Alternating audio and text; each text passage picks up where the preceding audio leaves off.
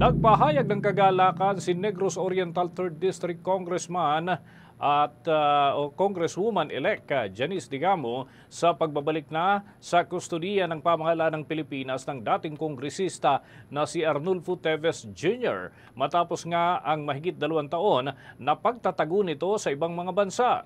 Naglabas ito ng kanyang pahayag kung saan ay may caption na God is good all the time, justice will prevail. Sa kanyang mga social media accounts, sinabi nito na madaling araw ng Biyernes ay binantayan nila ang mga pangyayari kung saan sa unang pagkakataon matapos nga ang mahigit 2 taon, ito si Teves ay nasa kustodiya na muli ng National Bureau of Investigation dito sa Pilipinas. Si Teves, mga kabombo, ang itinuturong utak sa pagpatay sa kanyang asawa na si Negros Oriental Governor Roel Digamo noong Marso 4 ng taong 2023 sa Pamplona at siyam na iba pa ang naitalang nasawi sa nasabing madugong insidente.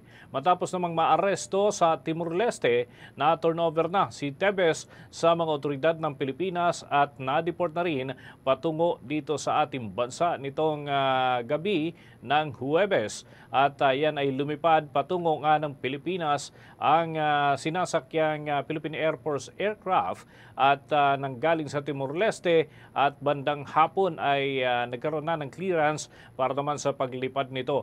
Dagdag pa ni Digamo sa kanyang pahayag na ipagpapatuloy nila ang kanilang laban hanggang makamit ng tuluyan ang hustisya para sa mga biktima ng Teves Terrorist Group na kanyang tinawag.